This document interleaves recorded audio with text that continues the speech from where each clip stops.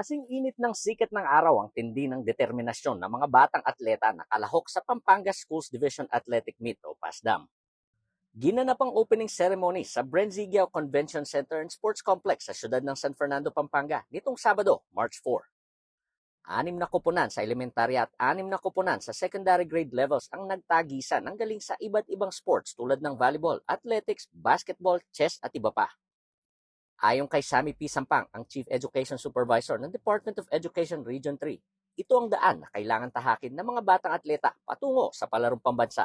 Sa palarong pambansa, nag-umpisa yan sa local meets. Tulad nito, pagkatapos ng PASDAM, ay meron tayong tinatawag na Central Luzon Regional Athletic Association meet na yung mananalo dito sa PASDAM ay maglalaro sa Claraa at yung mananalo sa Claraa ay maglalaro naman sa palarong pambansa. Pagbabahagi ng mga kabataang atleta, paraan ito upang maibalik at higit na paghusayin ang kanilang angking galing sa napiling sport. It's been 2 years ago na bumalik po yung dating paglalaro po namin na yung mga hilig po ng mga kabataan ngayon is yung sports po. Minsan po nawawala po yung mga stress namin from academics and then nakakabigay po to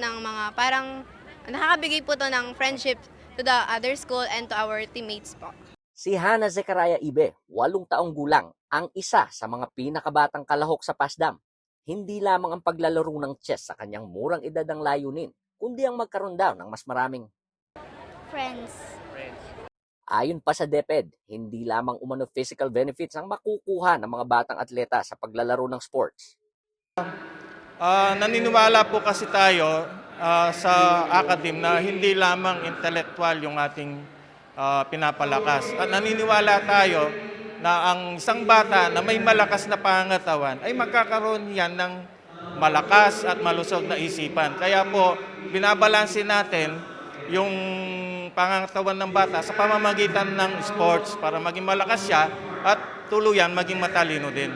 Ganito rin ang pananaw ng mga guro na umantabay sa kanilang mga estudyante. Galing yung pandemic, no? So yung mga bata na stuck lang sa mga bahay. Kailangan ilabas naman yung kanilang ibang talent para sa ganun magpaalis din ng stress sa kanila. Samantala, ang mga palaro ay gaganapin sa iba't ibang lugar dito sa Pampanga, kabilang na rito sa Brenzigao Convention Center, mga tanggapan ng DepEd at mga eskwelahan sa lalawigan ngayong linggo. Ako po si Felix Barrios, taga rito kasama nyo para sa CLTV 36 News, atin to.